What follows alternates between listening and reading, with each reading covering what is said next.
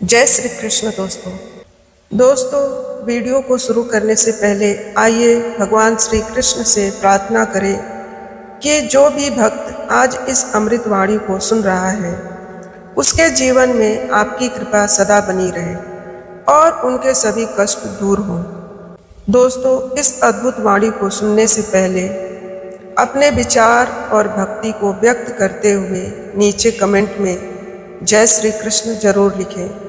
आपकी यह भक्ति हमारे इस यात्रा को और भी अद्भुत बनाएगी। साथ ही यदि आप हमारे चैनल पर नए हैं तो अभी सब्सक्राइब करें और घंटी के बटन को दबाएं ताकि आप हमारे सभी भक्ति यात्रा का हिस्सा बन सकें। तो चलिए बिना देरी किए इस दिव्य यात्रा की ओर बढ़ते हैं। भगवान श्री कृष्ण कहते हैं, यह मन ही बंधन और मोक्ष का कारण है। जो मन को वश में कर लेता है वही अपने जीवन में शांति और आनंद का अनुभव करता है। जब हम यह समझते हैं कि मन विचारों और भावनाओं का केंद्र है तो इसका अर्थ बहुत गहराई से जुड़ा हुआ है। मन एक ऐसा माध्यम है जो हमारे जीवन के हर पहलू को प्रभावित करता है। मन एक ऐसा माध्यम है जो हमारे जीवन के हर पहलू को प्रभावित करता है। यह वही जगह है जहाँ हमारे सारे विचार जन्म लेते हैं, अच्छे भी और बुरे भी। जब आप किसी विचार के बारे में सोचते हैं तो वह विचार सबसे पहले आपके मन में ही उत्पन्न होता है। उदाहरण के तौर पर अगर आपको कोई खुशी की खबर मिलती है तो आपका मन उस खबर को सकारात्मक रूप में ग्रहण करता है और आपके भीतर प्रसन्नता का संचार होता है। इसी तरह अगर कोई दुखद घटना घटती है तो मन ही वह स्थान है जहाँ दुख की भावना सबसे पहले प्रकट होती है। भगवान श्री कृष्ण ने भगवत गीता में यही समझाया है कि मन को नियंत्रित करना ही कितना जरूरी है, क्योंकि यही मन आपको या तो संसार के जाल में फंसा सकता है या आपको उस जाल से मुक्त कर सकता है। जब मन चंचल होता है तो यह इंद्रियों के पीछे भागता है जो हमें बाहरी सुख सुविधाओं में उलझा देता है। सोचिए, जब आपका मन किसी लालसा में खो जाता है, जैसे किसी वस्तु को पाने की तीव्र इच्छा हो, तो वही इच्छा आपके विचारों में बार बार घूमती रहती है। यह मन की ही शक्ति है जो किसी एक विचार को पकड़कर उसे बड़ा बना देती है। अब सवाल उठता है कि अगर मन ही विचारों और भावनाओं का केंद्र है तो इसे अपने नियंत्रण में कैसे रखा जाए। इसके लिए सबसे पहला कदम है मन की पहचान। आपको यह समझना होगा कि मन और आप अलग अलग हैं। आप वह चेतना है जो अपने मन को देख सकते हैं, समझ सकते हैं। जब भी कोई नकारात्मक विचार आपके मन में आता है तो उसे समझिए कि यह विचार आपके मन का एक हिस्सा है, लेकिन आप उससे बड़े हैं। जैसे एक नदी अपने बहाव में रहती है, लेकिन अगर आप किनारे पर खड़े होकर उसे देखें तो आप पानी के बहाव को नियंत्रित नहीं कर सकते, मगर उसे समझ सकते हैं। वैसे ही मन को भी आप शांत निगाहों से देख सकते हैं। जब आप इस अभ्यास को बार बार करेंगे तो धीरे धीरे आपका मन भी शांत और स्थिर होना शुरू हो जाएगा। श्री कृष्ण ने अर्जुन से कहा था, हे अर्जुन, मन बड़ा चंचल है, इसे वश में करना कठिन है, परंतु अभ्यास और वैराग्य के द्वारा इसे नियंत्रित किया जा सकता है। यहाँ अभ्यास का मतलब है नियमित रूप से ध्यान, योग और स्वयं निरीक्षण करना, और वैराग्य का अर्थ है उस चीजों से दूरी बनाना जो आपके मन को अशांत करती है। एक और उदाहरण से इसे समझ सकते हैं। जब आप ध्यान में बैठते हैं और आपकी सांसों पर ध्यान केंद्रित करते हैं तो आपके विचार धीरे धीरे शांत होने लगते हैं। शुरुआत में मन इधर उधर भागेगा, लेकिन जैसे जैसे आप अपने अभ्यास में दृढ़ रहेंगे आपका मन स्थिर होना शुरू हो जाएगा। तो अंत में यही कहा जा सकता है कि मन ही हमारे जीवन की दिशा तय करता है। यदि हम इसे सही तरीके से समझें और नियंत्रित करें तो जीवन में सुख, शांति और सफलता का अनुभव कर सकते हैं। और यही श्री कृष्ण का उपदेश भी है कि मन को अपना मित्र बनाओ, शत्रु नहीं। जब मन आपका मित्र बन जाता है तो जीवन में हर परिस्थिति को आप सहजता से पार कर सकते हैं। श्री कृष्ण कहते हैं, हे अर्जुन, यह मन इंद्रियों का स्वामी है और जब इंद्रियां विषयों में लिप्त हो जाती है तो मन भी उन्हीं में उलझ जाता है। लेकिन जो व्यक्ति इंद्रियों पर नियंत्रण पा लेता है उसका मन भी स्थिर और शांत हो जाता है। जब हम कहते हैं कि मन इंद्रियों के माध्यम से बाहरी दुनिया से जुड़ता है तो इसका अर्थ है कि हमारी 5 इंद्रियां आँख, कान, नाक, जीभ और त्वचा मन के दरवाजे की तरह काम करती है। यह इंद्रियां बाहरी दुनिया के अनुभवों को ग्रहण करती है और उन अनुभवों को मन तक पहुंचाती है। उदाहरण के तौर पर जब आप किसी सुंदर चीज को देखते हैं, जैसे एक खूबसूरत फूल या सूर्यास्त, तो आपकी आंखें उस दृश्य को पकड़ती हैं, लेकिन असल में जो सुंदरता का अनुभव होता है वह आपके मन में होता है। उसी तरह कोई मधुर संगीत सुनने पर आपका कान तो केवल ध्वनि को ग्रहण करते हैं, पर असली भावनात्मक प्रतिक्रिया मन के भीतर उत्पन्न होता है।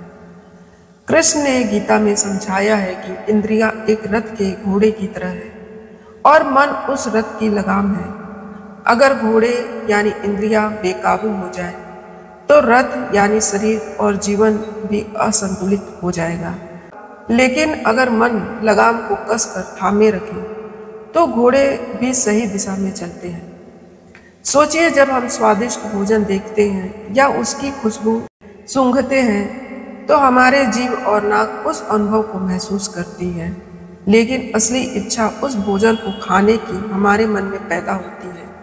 यही कारण है जब हम उपवास करते हैं या संयम रखते हैं तो सबसे बड़ी चुनौती मन को नियंत्रित करना होती है, क्योंकि इंद्रियों के अनुभव सीधे मन को प्रभावित करते हैं। अब यह सवाल उठता है कि जब मन इंद्रियों के माध्यम से बाहरी दुनिया से जुड़ता है तो इसे कैसे संतुलित रखा जाए। श्री कृष्ण ने इसका उपाय बताया है, ध्यान और इंद्रिय निग्रह। ध्यान के माध्यम से हम अपने मन को अपने भीतर केंद्रित कर सकते हैं ताकि बाहरी दुनिया का आकर्षण हमें विचलित ना कर सके। उदाहरण के लिए, जब आप किसी शांत वातावरण में बैठकर ध्यान करते हैं तो शुरुआत में आपके कान बाहर की आवाज़ों पर ध्यान देंगे, आपके आंखें हल्की हल्की रोशनी या गति को महसूस करेगी। लेकिन जैसे जैसे आप अभ्यास करते हैं आपका मन इन इंद्रियों के अनुभवों से ऊपर उठकर भीतर की शांति का अनुभव करने लगता है। श्री कृष्ण ने अर्जुन से कहा था, जिस तरह कछुआ अपने अंगों को समेट लेता है, उसी तरह जो व्यक्ति अपने इंद्रियों को विषयों से खींच लेता है वह सच्ची शांति प्राप्त करता है। इसका अर्थ है कि जब हम अपने इंद्रियों को अनुशासित करते हैं तो मन भी स्वतः अनुशासित हो जाता है। आप देखेंगे कि जब आप बहुत अधिक टीवी देखते हैं या फोन पर समय बिताते हैं तो मन भी बेचैन और थका हुआ महसूस करता है। लेकिन जब आप प्रकृति में समय बिताते हैं या ध्यान करते हैं तो इंद्रियां भी स्थिर होती हैं और मन भी स्थिर हो जाता है। तो मन और इंद्रियों का संबंध गहरा और जटिल है। अगर इंद्रियां अनियंत्रित रहेंगी तो मन भी अस्थिर रहेगा। लेकिन जब आप इंद्रियों के अनुभवों को सही दिशा में नियंत्रित करते हैं तो मन भी बाहरी दुनिया से जुड़ते हुए भी भीतर की शांति और संतुलन बनाए रखता है। यही श्री कृष्ण का उपदेश है, इंद्रियों को साधो, मन स्वतः साध जाएगा। श्री कृष्ण कहते हैं, हे अर्जुन, यह मन बड़ा ही चंचल और अस्थिर है। इसे नियंत्रित करना वास्तव में कठिन है, परंतु अभ्यास और वैराग्य के द्वारा इसे वश में किया जा सकता है। जब हम कहते हैं कि मन अस्थिर और चंचल होता है तो इसका अर्थ है मन कभी एक स्थान पर नहीं टिकता या निरंतर एक विचार से दूसरे विचार पर कूदता रहता है। कभी भविष्य की चिंता करता है तो कभी भूतकाल की यादों में उलझ जाता है। यही चंचलता मन की स्वाभाविक प्रकृति है। श्री कृष्ण ने अर्जुन को यह स्पष्ट रूप से बताया है कि मन को नियंत्रित करना उतना ही कठिन है जितना कि तेज हवा को थामना। सोचिए, जब आप शांत बैठने की कोशिश करते हैं और किसी एक बात पर ध्यान केंद्रित करना चाहते हैं तो मन स्वतः ही इधर उधर भटकने लगता है। उदाहरण के तौर पर जब आप ध्यान करने बैठते हैं तो अपनी सांसों पर ध्यान केंद्रित करने की कोशिश करते हैं, तो कुछ ही क्षणों में मन आपके किसी पुराने अनुभव, भविष्य की योजना या किसी बाहरी आवाज की ओर खिंच जाता है। यह दिखाता है कि मन कितना अस्थिर है और इसे वश में करना कितना चुनौतीपूर्ण हो सकता है। मन की चंचलता का कारण क्या है? श्री कृष्ण के अनुसार मन की चंचलता का सबसे बड़ा कारण हमारी इंद्रियों का आकर्षण है। हमारी आंखें, कान, नाक, जीभ और त्वचा लगातार बाहरी दुनिया के विषयों में उलझी रहती है। जब कोई नई चीज दिखती है, कोई नई आवाज सुनाई देती है या कोई नया स्वाद महसूस होता है, मन तुरंत उनकी ओर आकर्षित हो जाता है। यह आकर्षण ही मन को एक जगह स्थिर नहीं होने देता। अब सवाल यह उठता है कि मन की इस चंचलता को कैसे नियंत्रित किया जाए। तो श्री कृष्ण ने इसका उत्तर दिया है कि अभ्यास और वैराग्य। अभ्यास का अर्थ है नियमित रूप से मन को एकाग्र करने का प्रयास करना, चाहे वह ध्यान हो, जप हो या कोई भी ऐसा कार्य जिसमें मन को केंद्रित करना पड़े। जैसे एक बच्चा धीरे धीरे चलना सीखता है, वैसे ही मन भी धीरे धीरे स्थिरता की ओर बढ़ता है। शुरुआत में यह कठिन लगता है, लेकिन निरंतर अभ्यास से मन शांत और नियंत्रित होने लगता है। वैराग्य का अर्थ है उन चीजों से धीरे धीरे मोह छोड़ना जो मन को भटकाती है। जब हम यह समझते हैं कि बाहरी दुनिया के सुख अस्थायी है और सच्चा सुख भीतर है, तो मन का बाहरी विषयों से आकर्षण कम हो जाता है। उदाहरण के लिए, अगर कोई व्यक्ति हर समय मनोरंजन के साधनों में डूबा रहता है तो उसका मन हमेशा उत्तेजित और चंचल रहेगा। लेकिन जैसे ही वह व्यक्ति इन चीजों से दूरी बनाता है और अपने भीतर की शांति खोजता है, मन स्वतः शांत होने लगता है। श्री कृष्ण ने अर्जुन से कहा था, हे अर्जुन, जो व्यक्ति अपने मन को नियंत्रित नहीं कर पाता वह सच्चे ज्ञान और शांति को प्राप्त नहीं कर सकता। लेकिन जो मन को वश में कर लेता है उसके लिए यह संसार भी एक तपोवन बन जाता है। अतः मन की चंचलता को पहचानना ही पहला कदम है। जब हम यह समझ लेते हैं कि मन की अस्थिरता स्वाभाविक है, तब हम इसके ऊपर नियंत्रण पाने के लिए धैर्यपूर्वक अभ्यास करते हैं। धीरे धीरे अभ्यास और वैराग्य के मार्ग पर चलते हुए मन भी स्थिर और शांत हो जाता है और वही हमें जीवन में सच्ची शांति और संतोष की ओर लेके जाता है। भगवान श्री कृष्ण कहते हैं, हे अर्जुन, जैसे व्यक्ति अपने विचारों के अनुसार बनता है, वैसे ही उसका जीवन भी उसी दिशा में चलता है। यदि विचार शुद्ध और सकारात्मक हो तो मन भी स्थिर और शांत रहता है। जीवन में संतुलन बना रहता है। मन का स्वभाव है विचारों के प्रभाव में बहना।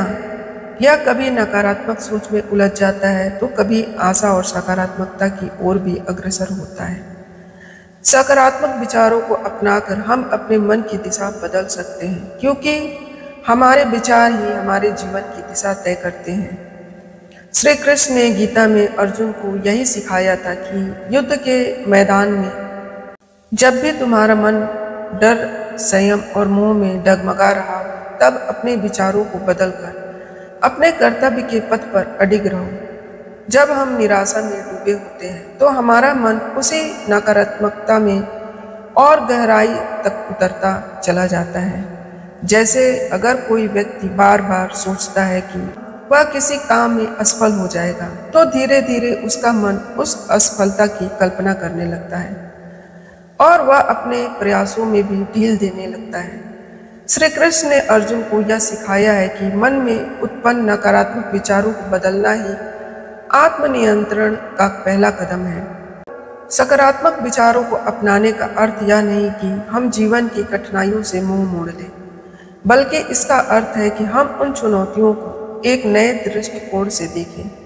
उदाहरण के तौर पर जीवन में कोई कठिनाई आती है तो आमतौर पर मन शिकायत करता है, क्यों मेरे साथ ही ऐसा हुआ। लेकिन जब हम सकारात्मक सोच अपनाते हैं तो वही मन कहता है कि यह मेरे लिए एक सीखने का अवसर है, मैं इससे और मजबूत बनूंगा। श्री कृष्ण ने अर्जुन को यही समझाया था कि जीवन में जो भी परिस्थिति आती है वह हमें परखने और आगे बढ़ाने के लिए आती है।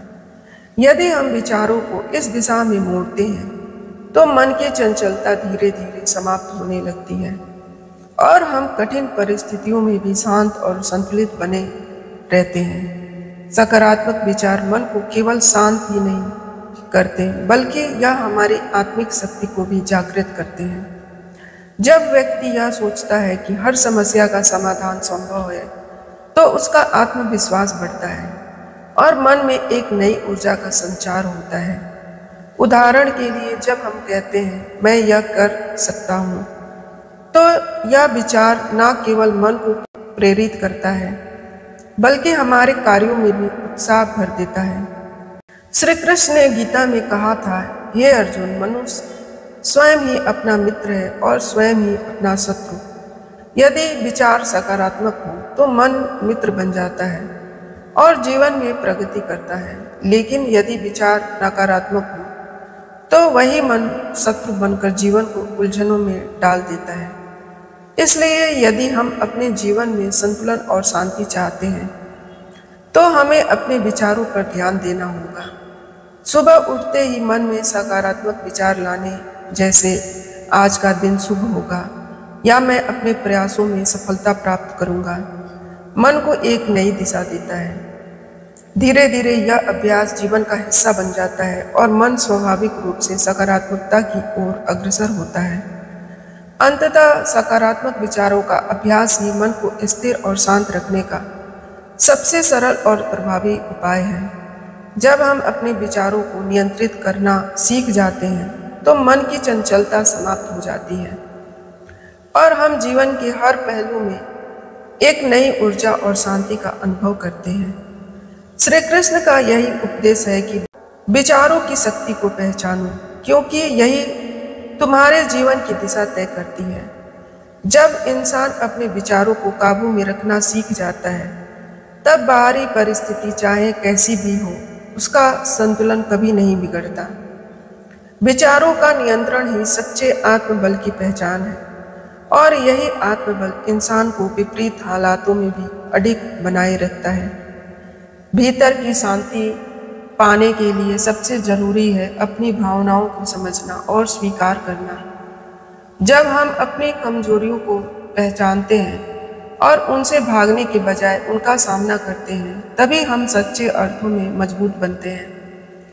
अक्सर हम सोचते हैं कि बाहरी दुनिया ही हमारी परेशानियों की जड़ है, लेकिन असल में हमारी प्रतिक्रियाएं हमारे दुखों की असली वजह होती है। जब हम अपनी प्रतिक्रियाओं पर नियंत्रण पाना सीख जाते हैं तब कोई भी परिस्थिति हमें परेशान नहीं कर सकती। हर इंसान के भीतर एक चंचलता होती है जो उसे भटकाने की कोशिश करती है, लेकिन जब हम ध्यान और साधना के माध्यम से इस चंचलता को सही दिशा में लगाते हैं तो वही ऊर्जा हमें जीवन में आगे बढ़ाने का साधन बन जाती है।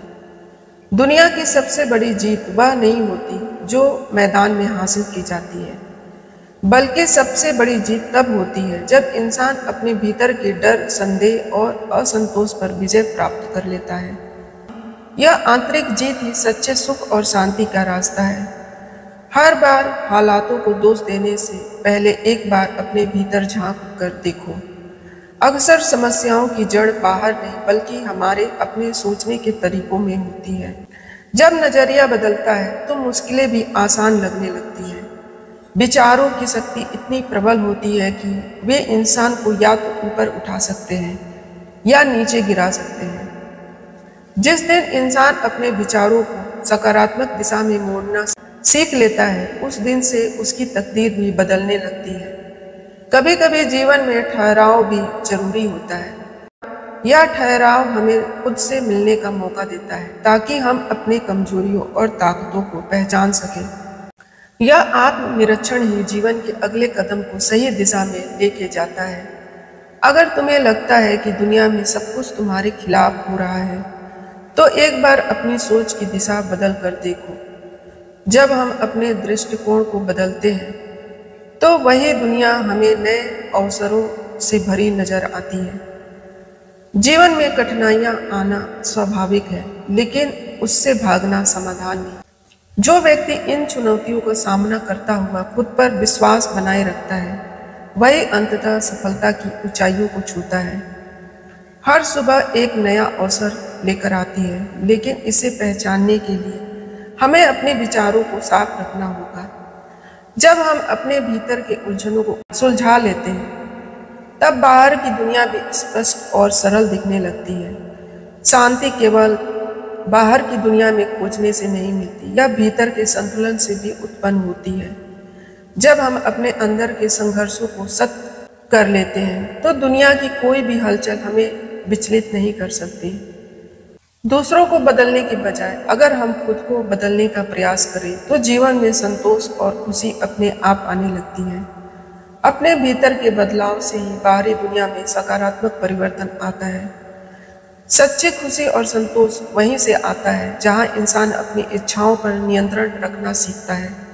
जब हम अपनी जरूरतों और चाहतों के बीच का फर्क समझ जाते हैं, तब जीवन सरल और सुखमय हो जाता है। हर व्यक्ति के भीतर अपार शक्ति छिपी होती है, लेकिन उसे बाहर लाने के लिए हमें अपनी सोच पर विश्वास करना होता है।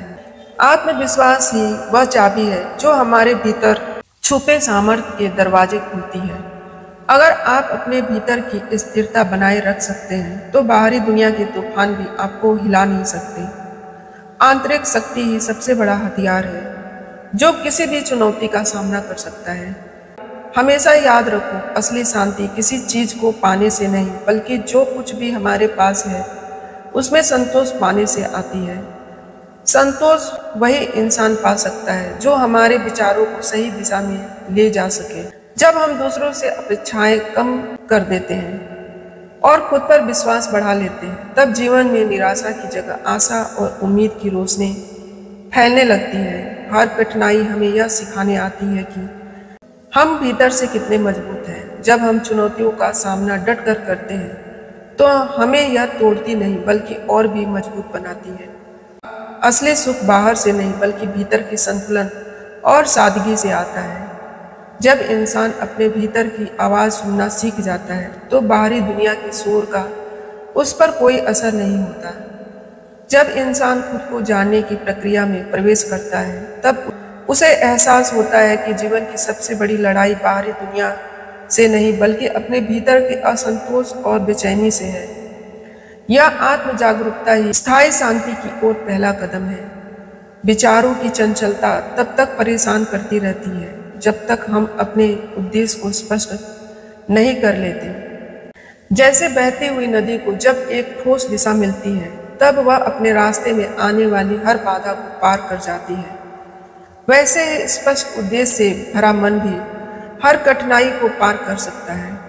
हम अक्सर बाहरी शांति के तलाश में रहते हैं, लेकिन जब तक भीतर का संतुलन नहीं मिलेगा, तब तक दुनिया का कोई भी चीज हमें सच्चा सुकून नहीं दे सकती।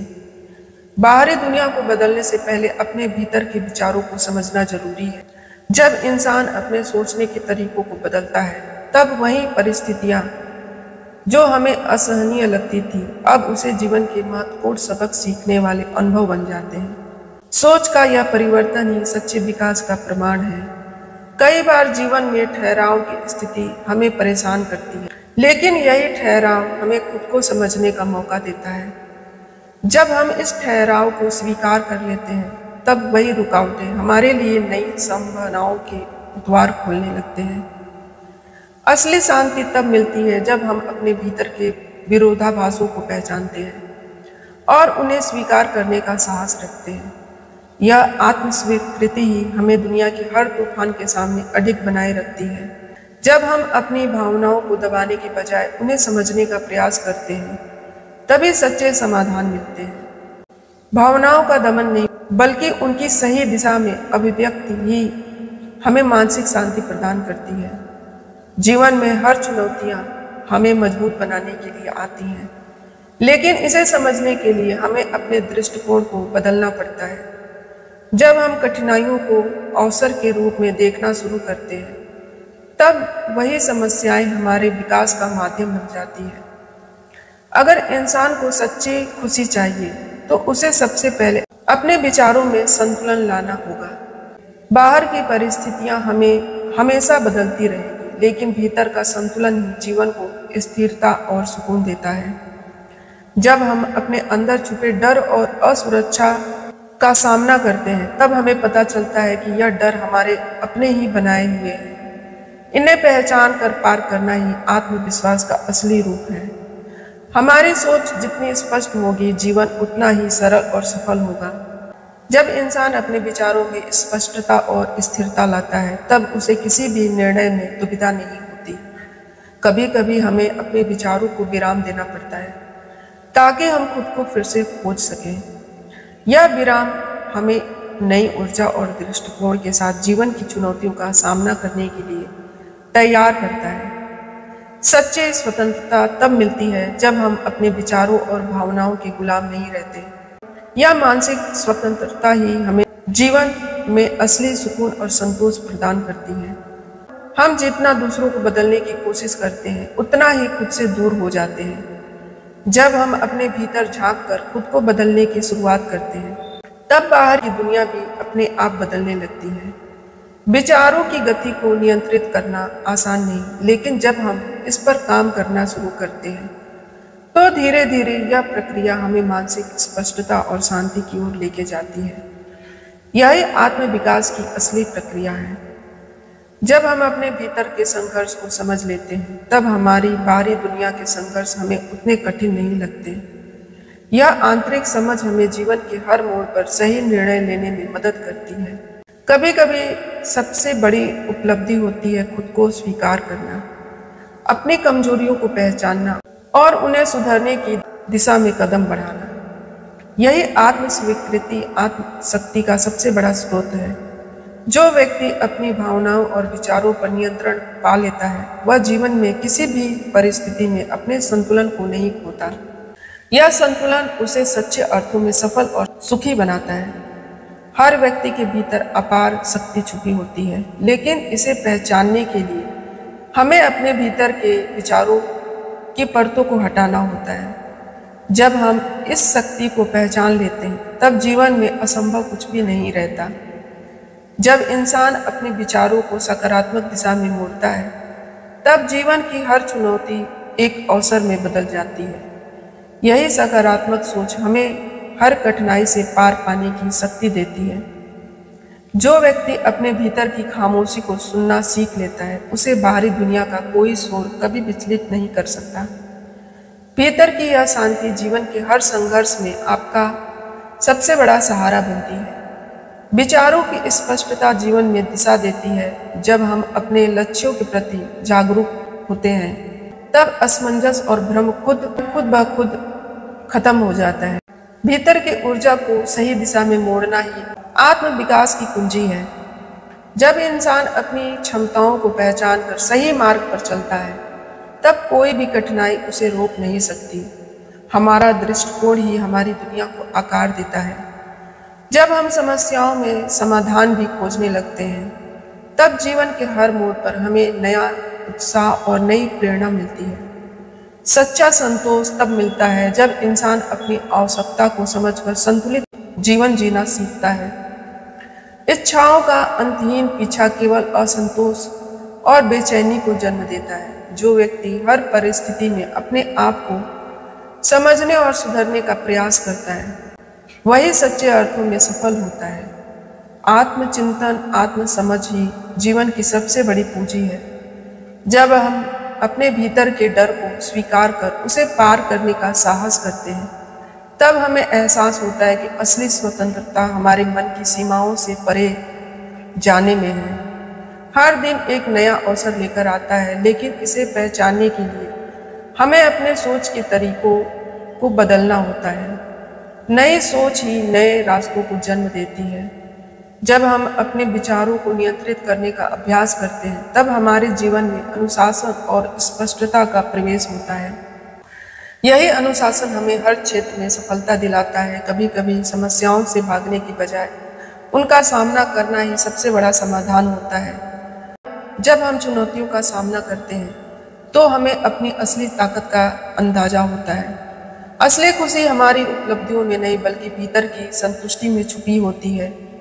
जब हम अपने जीवन को सरलता और ईमानदारी से जीते हैं तब सच्चे सुख का अनुभव होता है। हमारी सोच जितनी सकारात्मक होगी जीवन उतना ही सरल और सुंदर बनता चला जाएगा। सकारात्मक सोच ही जीवन के हर अवसर को प्रकाश में बदलने की शक्ति रखती है। जब हम अपने असफलताओं से सीखने लगते हैं तब वही असफलताएं हमें भविष्य में सफलता की ओर ले जाती है। हर गिरावट हमें मजबूत बनने का एक और मौका देती है। जीवन में स्थिरता तब आती है जब हम अपनी प्राथमिकताओं को स्पष्ट कर लेते हैं। यह स्पष्टता हमें सही निर्णय लेने और आगे बढ़ने में मदद करती है। कभी कभी जीवन की सबसे बड़ी उपलब्धि होती है अपने आप से सच्चा होना। जब हम अपने विचारों और भावनाओं के प्रति ईमानदार होते हैं तब सच्ची शांति मिलती है। अगर आप हर स्थिति में खुद पर भरोसा रखना सीख लेते हो तो दुनिया की कोई भी ताकत आपको हिला नहीं सकती। आत्मविश्वास ही सफलता की पहली सीढ़ी है। हमारी आदतें ही हमारे भविष्य का निर्माण करती हैं। जब हम अपने विचारों और कार्यों में अनुशासन लाते हैं तब जीवन में स्थायी परिवर्तन होता है। जब हम अपने भीतर के कमजोरियों को पहचानते हैं तभी हम उन्हें सुधारने की दिशा में कदम बढ़ा सकते हैं। आत्म स्वीकृति ही आत्म विकास का पहला चरण है। सच्ची सफलता वही है जो हमें भीतर से संतोष और बाहर से सम्मान दे। जब हम अपने कार्यों को ईमानदारी और समर्पण के साथ करते हैं तब सफलता अपने आप हमारे कदम चूमती है। जब व्यक्ति अपने कमजोरियों को पहचान कर उन्हें सुधारने का साहस करता है तब वही कमजोरी उसकी सबसे बड़ी ताकत बन जाती है। आत्म सुधार ही सफलता का सबसे मजबूत स्तंभ है। लोग अपने विचारों को शांत रखना सीख लेते हैं। वे जीवन की सबसे कठिन परिस्थितियों में भी स्थिर रह पाते हैं। यह आंतरिक संतुलन ही सच्चे सुख का स्रोत है। हमारी आदतें ही हमारे भविष्य का निर्माण करती हैं। जब हम सही आदतें अपनाते हैं तो जीवन में सकारात्मक परिवर्तन स्वतः ही आने लगती है। और सच्ची समझ तब आती है जब हम हर अनुभव को एक सीख की तरह देखते हैं। तो दोस्तों, आज के वीडियो में बस इतना ही। अगर आपको यह वीडियो अच्छा लगे तो हमारे चैनल को सब्सक्राइब करना ना भूलें और इस वीडियो को ज़्यादा से ज़्यादा शेयर करें, लाइक करें, सब्सक्राइब करें। जय श्री कृष्ण, जय श्री राम। धन्यवाद।